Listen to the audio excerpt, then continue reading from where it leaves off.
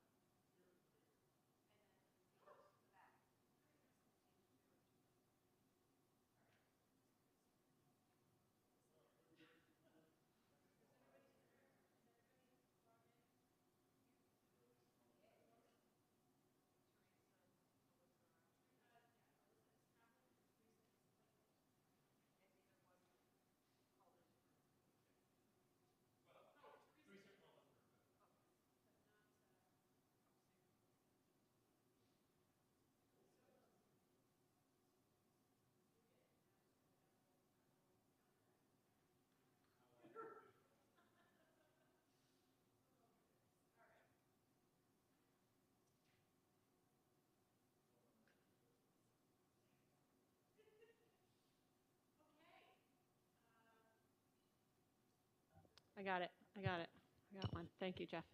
Okay.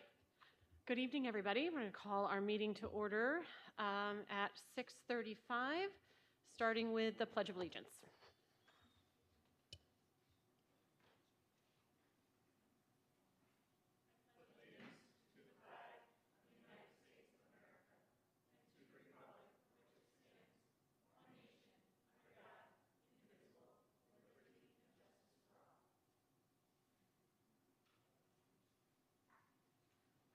Any agenda changes, Celeste?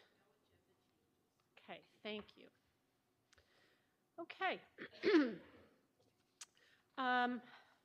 We have a slight change in our agenda lineup that we hope to initiate today and carry on with forever, I hope. And that is going to be announcements and celebrations. Sometimes we might have students here to tell us about the things that they're doing and their accomplishments. But if we don't have groups of students here, then we're going to find and share with everyone some of the great things that our students are doing. So I have 3 of those things to share with you this evening. The first is from, I lifted this from an article in the Daily Gazette, but on February 3rd, from that point going forward, every time Duanesburg senior Allison O'Hanlon hits a 3-pointer, she's setting a new state record. During a Western Athletic Conference matchup against Mayfield, Allison entered just 4 shots away from tying the all-time NISFA, thank you, girls basketball record for career 3-pointers made. The state record of 339 career 3-pointers was held by Sarah Pfeiffer, who played for Olean from 2014 to 2019. So it's been there for a while. And that record was shattered on Wednesday, the 3rd, as Allison hit 5 3-pointers in a 35-point performance as Duanesburg topped Mayfield 73-48. So we want to extend our congratulations to Allison. She has crushed a number of records beginning here at Duanesburg, and now she's moved on to the state. So pretty great. The second thing I want to share with you is that on the 27th of January, members of the DCS junior and senior high school bands and elementary school chorus joined their peers from 5 other area school districts to perform at the All-County Winter Music Festival. This annual event is sponsored by the Schoharie County Music Educators Association, and it was held this year at Schoharie. Exceptional student musicians were chosen to participate based on recommendations by their music teachers, and these students rehearsed with their home district music teachers for weeks, as well as with guest conductors for 2 days leading up to the event. The festival culminated in a series of public concerts on Saturday afternoon, and Duanesburg students were in the company of musicians from Burn Knox Westerlo, Cobleskill Richmondville, Sharon Springs, Middleburg, and Schoharie. And I can say, having attended that, what an amazing and talented group of young people. Not just ours, but when you put the cream of the crop together, it's pretty great. And then the last thing I wanted to mention is that this past Saturday, the Duanesburg Community PTA presented their annual Sweetheart Dance. We had more than 250 members of the DCS community, including students, parents, extended family, and teachers that came together to celebrate love of all kinds with dancing, sweets from Stewart's and the Brick House Bakery, and portraits from I Smile Studios. If you haven't made it to a Sweetheart Dance, mark your calendars for next year. It is a family favorite. So that is what I have for announcements. Celeste, do we have anyone that asked for privilege of the floor? Okay. Then we will move to the superintendent's report. Thank you. I just briefly want to, so as you all are aware, we made some adjustments to the 6th grade schedule, starting with the 2nd semester, and I had a chance to go over there and have a conversation with those folks now that they've had a couple weeks to be able to implement it, and seemingly are happy with the extended time that we provided both for ELA and math. And we did not really alter anything else within the program, and the the reason why we did this was, the sixth grade was kind of operating on a middle school schedule.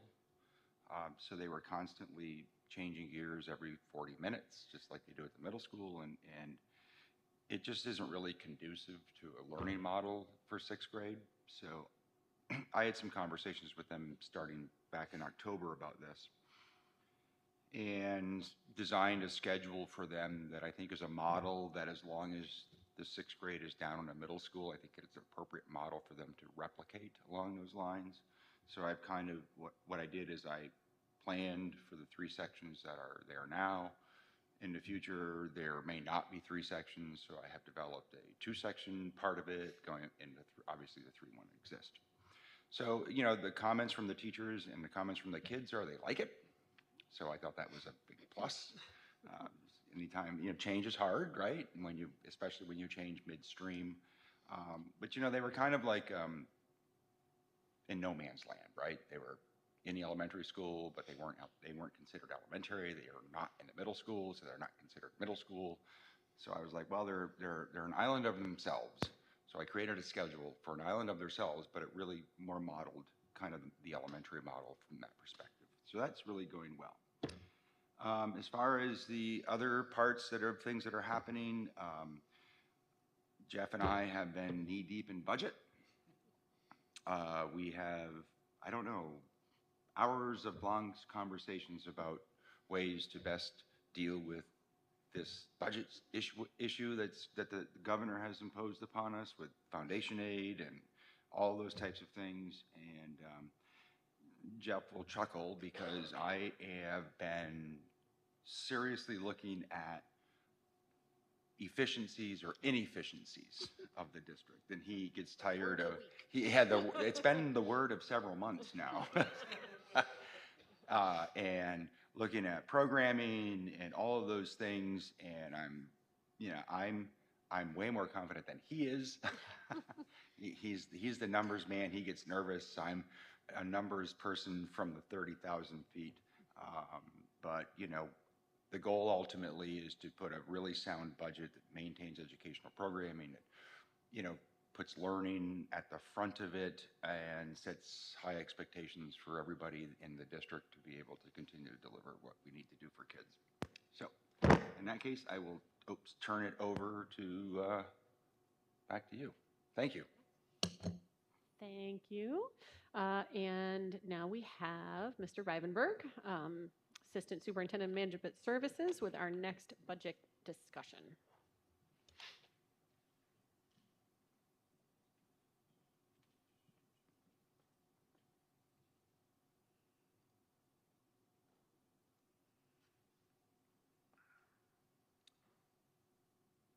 Okay. Can you hear me? All right, good. All right, so tonight we'll go through a couple more sections of the budget. Not much has changed in the past 2 weeks with our budget to really present, so I'll just get on with it. So this is just a reminder, this is what our state aid run looks like after the governor's proposal, that negative 188,000 from the foundation aid, though that is not the current law right now. So the current law would mean that we have to get at least the amount that we've got during the current year budget. So we haven't heard any updates on that, but right now we would like to assume that we're going to get that flat unless we hear something that the law changes. But right now this is actually the governor's proposal taking that foundation aid away. So this is a look at the inflation rate versus the tax cap.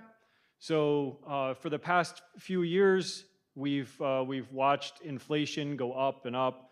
It's been well above 2%, which is the requirement. We're not allowed to use any more than 2% for the consumer price index on the calculation for the tax cap. So this limits us when we develop the tax cap, and that is why even with inflation at over 4%, it really brings that calculation down in the tax cap calculation. So last year in '23, it was, over 8%, or it was 8%. We've dipped back down to 4%, but we're still well above what we are allowed to go up with our calculation. So this is the calculated tax cap at this moment. It looks like we're going to be pretty much right there in that ballpark, about 2.71%. So moving forward, that's what it kind of looks like, our maximum allowed tax cap for the 24-25 school year. So this is a look at what our revenue is for the district. So this is kind of where we are for the past several years. We've always been somewhere around 46 to 48% in state aid.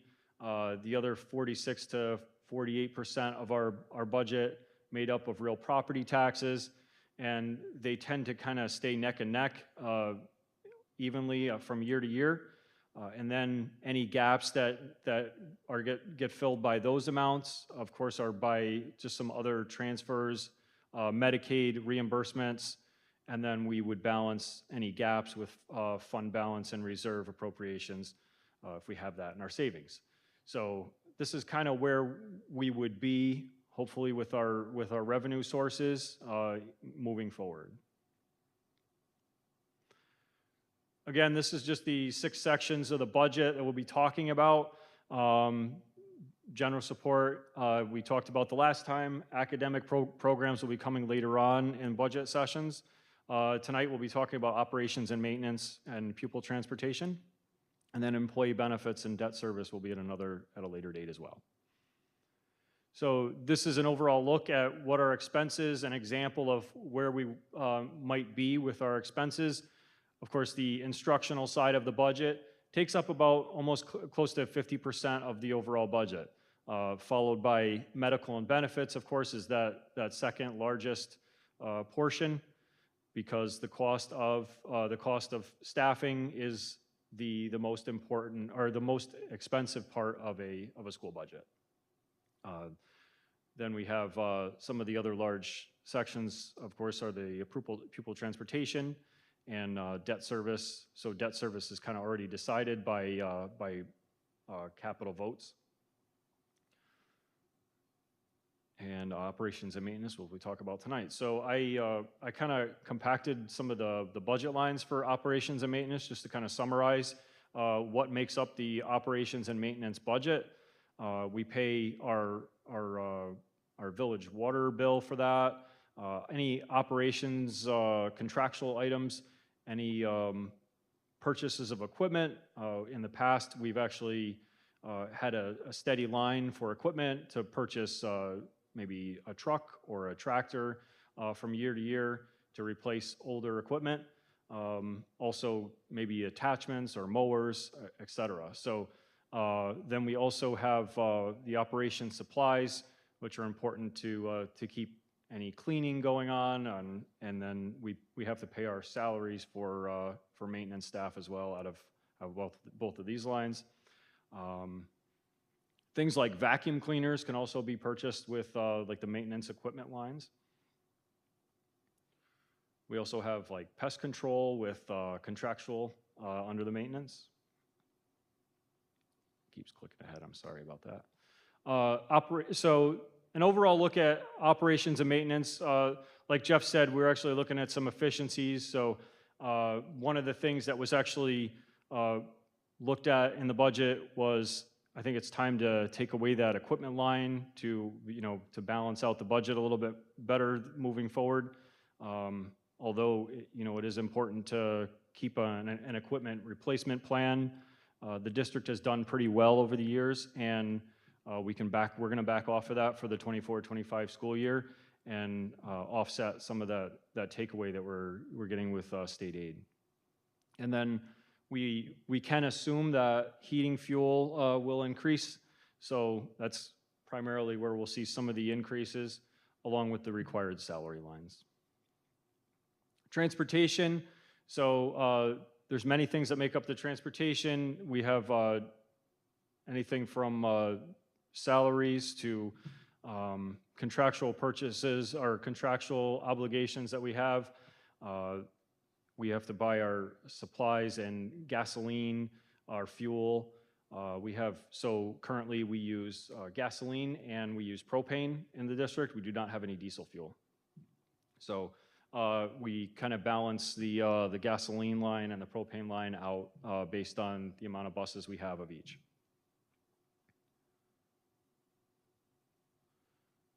So the transportation line, because we are running buses all around, picking up kids, delivering them to private school placements, transportation looks like it may pick up in pace and increase for next year.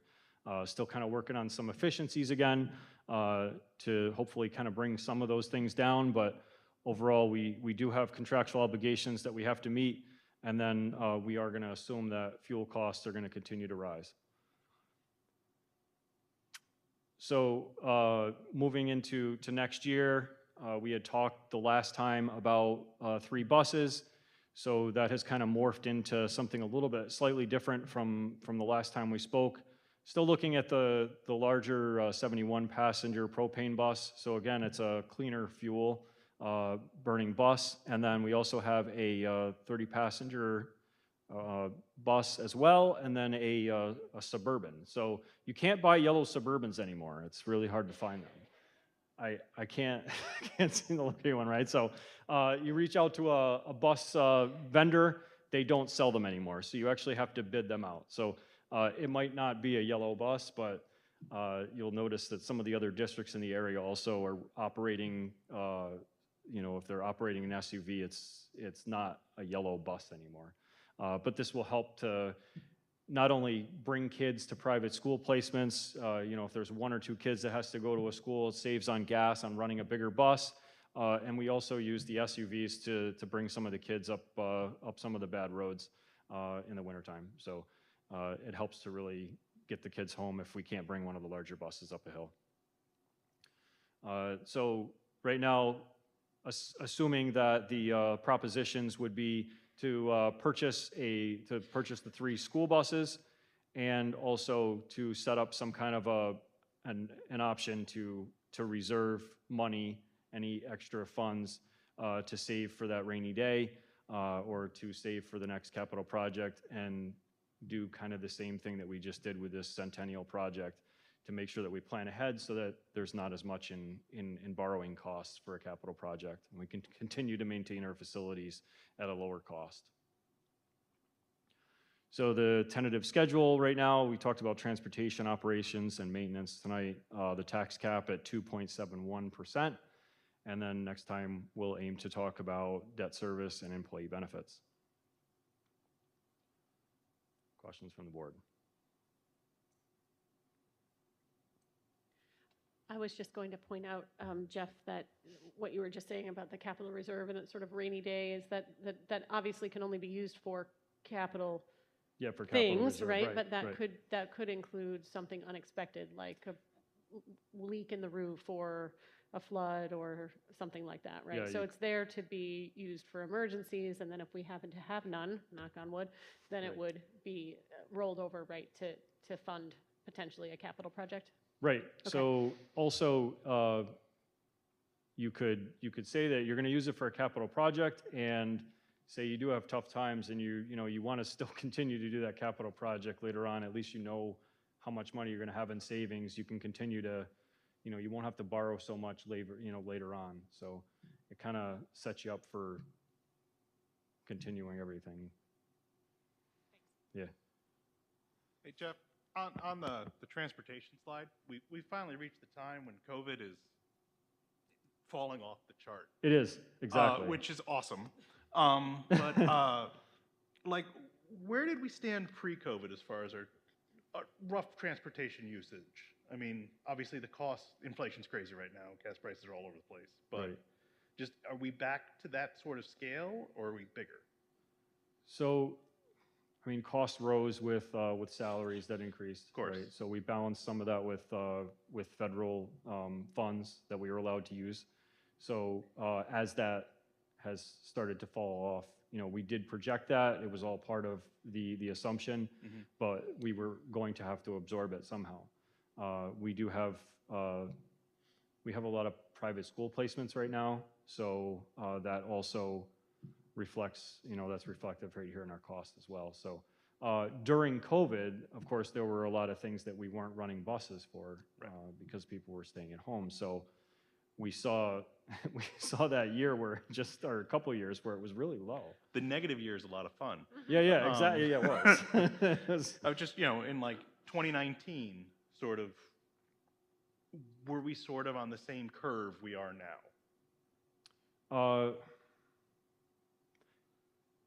It depended on the year. There were, it's based on some of it's based on fuel cost, right? Right. So it was those years when it started to increase in fuel quite a bit. Like I think there was that year, I think it was around, was it 2018-ish? Yeah. So, yeah, it definitely, the years when it goes up are the years when it's fuel costs going up. Okay. Thank you. Yeah, no problem. I think that also you, am I on now? Oh. So I also think going back pre-COVID, right, the district, because I happened to be here during COVID, I can give you my perspective from 3 years ago. The district was not necessarily making an appropriate use of how they were planning their runs. And I know Agreed. that's something Absolutely. that Jeff and I have talked about. And so part of the efficiency is taking a look at that perspective. Like, how many buses do we have going in? What's the overlap, and those types of things? And how can we better put those runs in a place so that they're more, and I hate using this word all the time, but so that there's more efficiency in that. Because as gasoline price, was the first thing I said to Jeff was, as we all did in our home budgets, right, as gas prices started to go out of sight, we drove less, right? So we had to figure out to live within our budget, right? And so the question was, how do we drive less? How do we use less fuel? And part of that is taking a look at our bus runs and all of that. You have 30 buses. You need 30 buses, right? But do we need 30 buses all on a road at the same time? Do we need 28? What does it look like? And I don't know that we've looked at that for a few years now. So I think it's time to look at that to be able to see how is it we can maybe actually use less propane or less fuel and drive that as a cost, especially as it has gone up. And even though you're buying all of that on state contract, so it's not like we're going to Stewart's to get gas, right? But the reality with it is it's still way higher than it used to be. So I think we need to take a look at how much of the fuel we're actually using, and is there a way to put a savings there?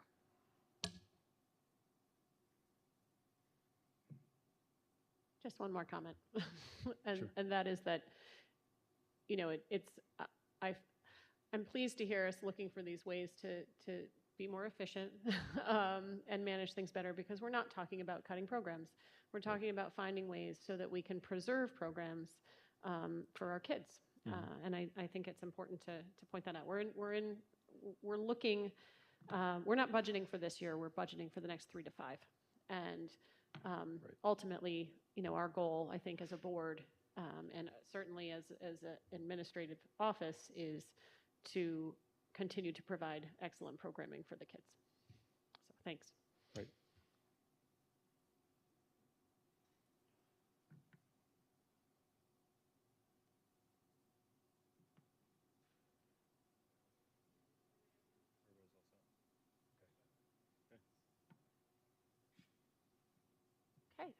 Okay.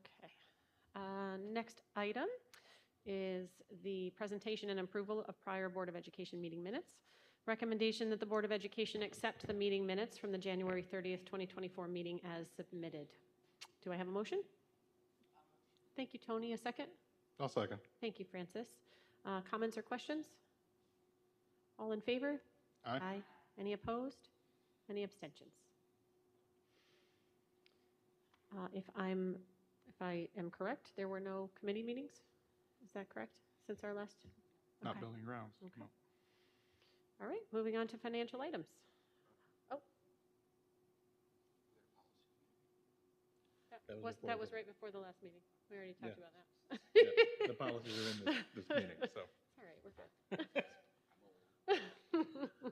Time is It's a okay, continuum. it's okay. And things happen in the order they occur. Yes, we did have that, but that was prior to the last meeting. All right, moving on to financial reports. I'd like to accept financial reports. Recommendation that the Board of Education accept the following financial items as provided and recommended by the Treasurer and Assistant Superintendent of Management Services. We have General Warrant A22 in the amount of $291,407.21. And an ECA warrant EC7 in the amount of $747.36, both dated on 1/30/24. And then we have an ECA report ending on 1/31/24. Do I have a motion? Thank you, Sarah. A second? Thank you, Avis. Comments or questions? All in favor? Aye. Any opposed? Any abstentions? Next item, approve agreement with North Greenbush Common School District. Recommendation that the Duanesburg Board of Education approve the agreement between North Greenbush Common School District and Duanesburg Central School District for September 6th, 2023 through June 18th, 2024, as recommended by Assistant Superintendent of Management Services. This agreement shall not be binding on the parties until authorized and signed by each party's respective representatives. Do I have a motion? Thank you, Tony. A second? I'll second. Thank you, Francis. Comments or questions? All in favor? Aye. Any opposed? Any abstentions? Was there a question? Oh, I'm sorry. I'm so sorry. Go back. Go back. No, that's for, Rewind.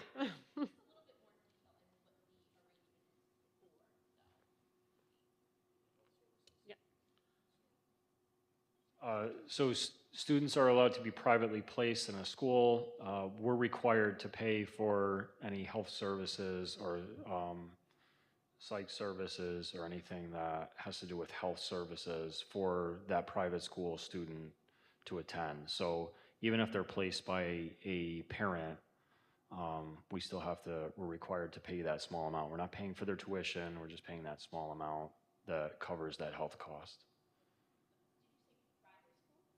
Private school.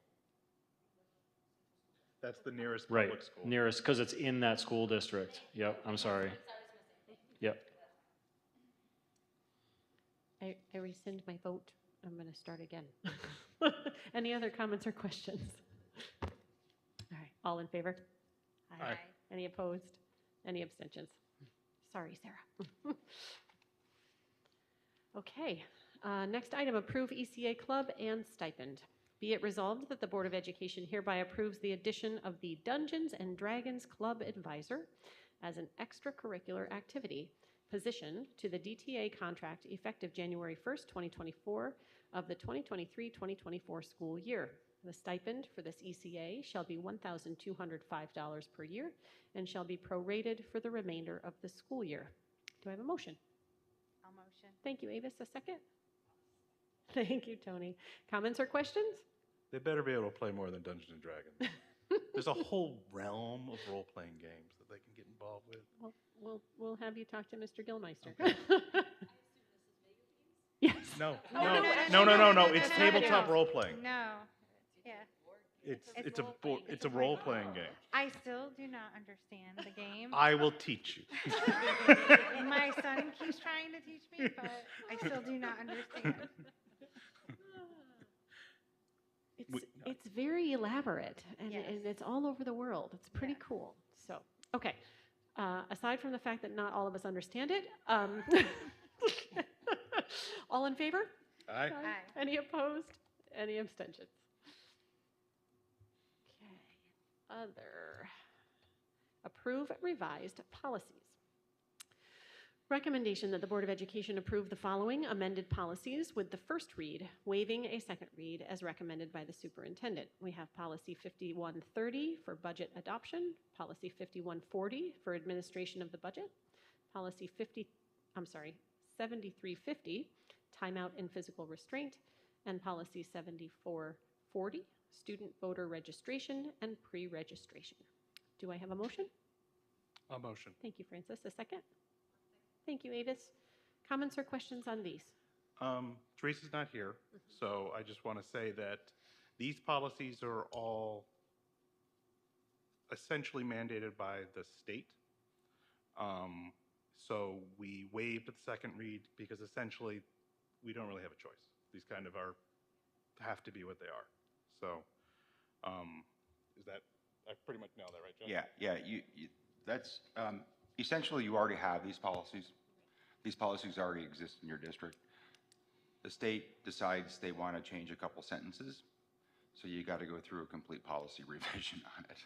So in essence, though, they do allow you the flexibility of waiving the second reading, and you can just adopt it as a first reading on those types of revisions. If it's a brand new policy, of which that would happen, you actually have to go through the full process of a first read.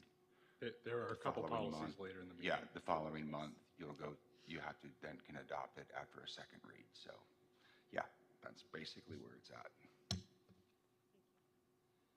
Thank you. Any other comments or questions?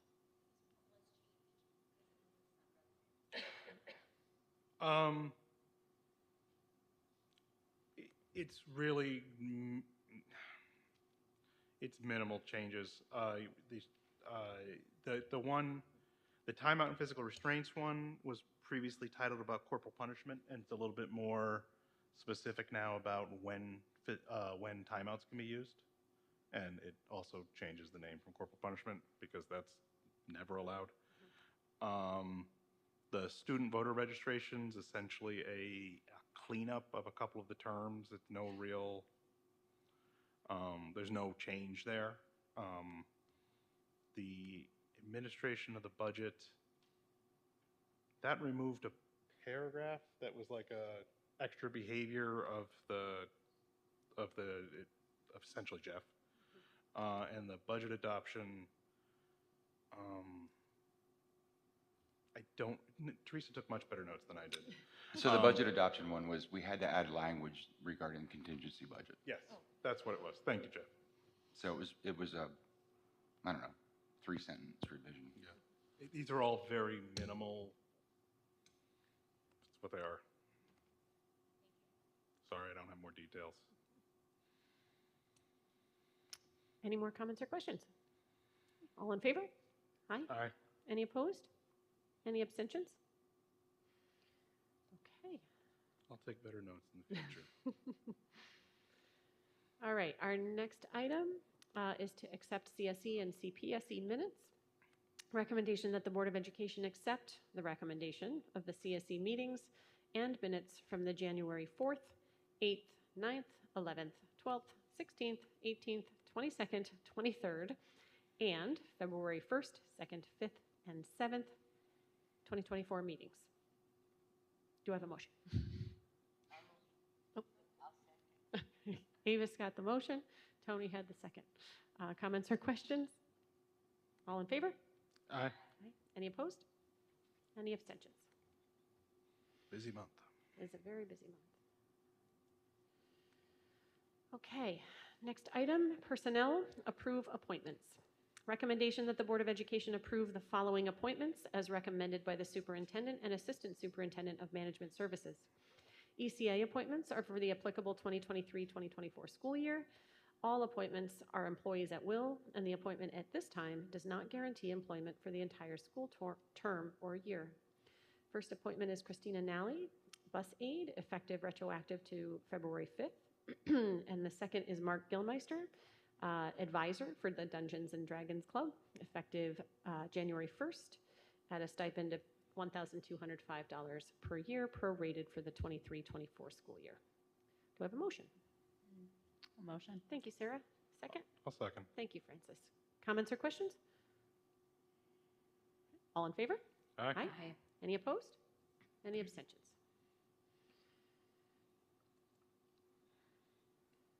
Okay. Next item, board review. We have the review and first read for policy 3441, the use of therapy dogs in school, and policy 6190, the workplace violence prevention policy. I don't do a motion for this, right? This is just, is a discussion, okay? So I open it to anyone who has comments or questions about these policies. These are new. The therapy dog is new. Yeah. The Jeff, do you want to workplace describe violence it, or do prevention. you I'll want do me to use my Thank poor you. memory again? Thank you. So, a lot of school districts, so you have a policy that presently exists for the use of service dogs in your school. So, in other words, that would be an individual that needs the use of a service dog to provide them assistance for their handicapping condition. It's pretty common in schools to allow the use of therapy dogs, but the rules associated with a therapy dog are very different than a service dog. Because normally, where the service dog is attached to that particular individual, solely to that individual, the therapy dog is to be used across the student body. But procedurally, as you have probably read in the policy, that dog is still basically the property of the persons. They're responsible for the training. They're responsible for all of the associated cost for that. It's simply a service that they're providing us through the use of their dog. Normally, those people are employees, but I do know, based upon our conversations that we had with the policy committee at the last tragedy kind of event that occurred in the district, some other schools who utilized therapy dogs brought their dogs with them. Now, obviously, you're going to allow that to happen on an emergency basis. This policy just, it acknowledges the use of it. It allows that to happen. You have policy that stipulates for that to happen. It's a pretty consistent policy across every school district in New York State. There is a process that the individual needs to go through.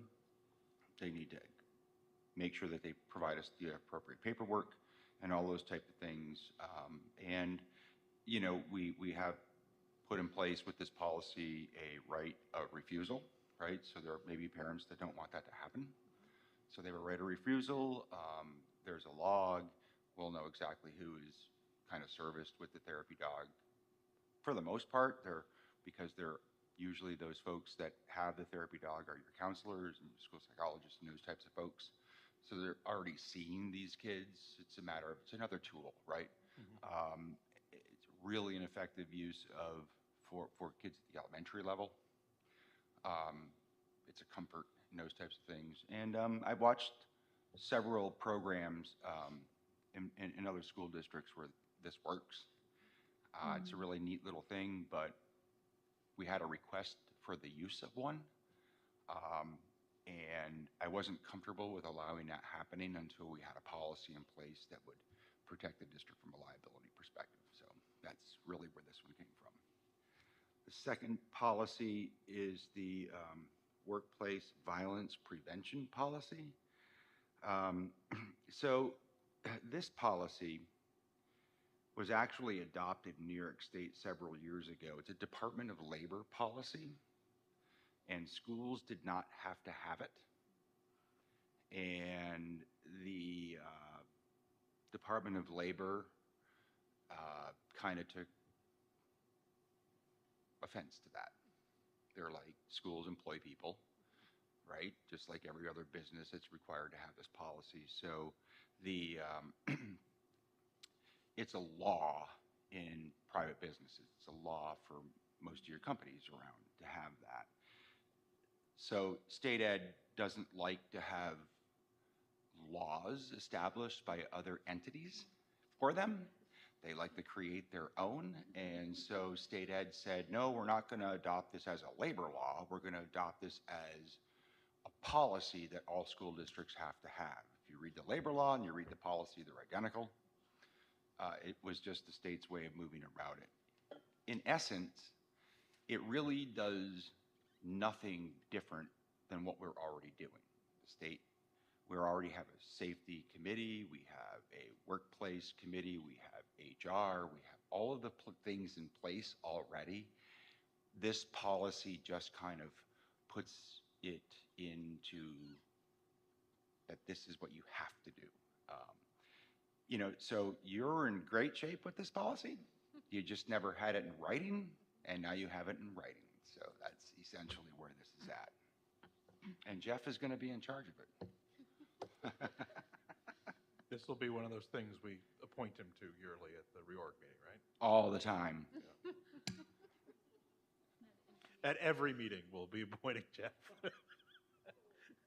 Okay. Any other, No, I was just going to make 2 points. One is that, just to point out to everyone, that the owner of the dog must provide their own liability insurance, and that the school's liability insurance would be secondary to that, correct? Am I correct to that? And also, just as a comment, I have gone through the process of training my own dog as a therapy dog, not my current dog. She's too much of a mess, but a dog a while ago as a therapy dog, and it is quite a rigorous program to be certified with Therapy Dogs International, which I was as a handler. They have to go through obedience training, and then they have to go through a test where they're sort of challenged with loud noises and screaming people and food that's right there that they're commanded to leave and things like that. So it's so having all of that, I think we can feel, at least I feel that we can feel comfortable that a dog that can get through that process is probably a reasonable animal to be on campus. So that's all I want to say about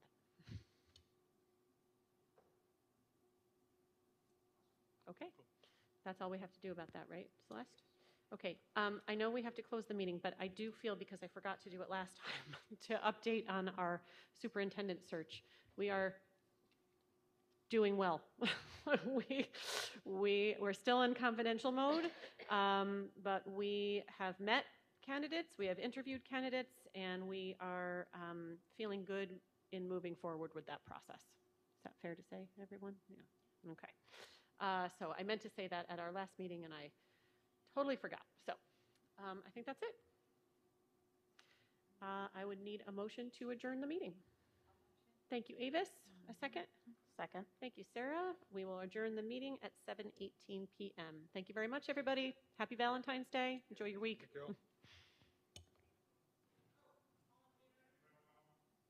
Favor? Aye. Aye.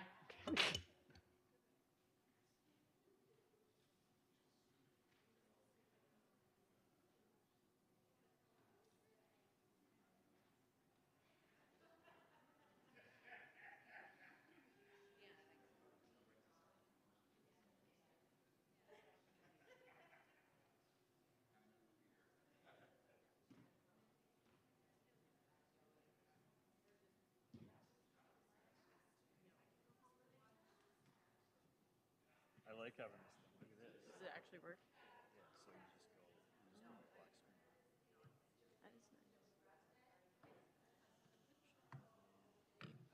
I don't know, what's that too? The projector. Yeah. Just trying to find the freeze. I know it's on here. I used it last time. There it is. You can't shut down the broadcast. No, I can. You can? Yeah. I can stop it. That's what I was about to do. Because, oh, okay. Because he said it was going to go on until 8:30, or 8 o'clock.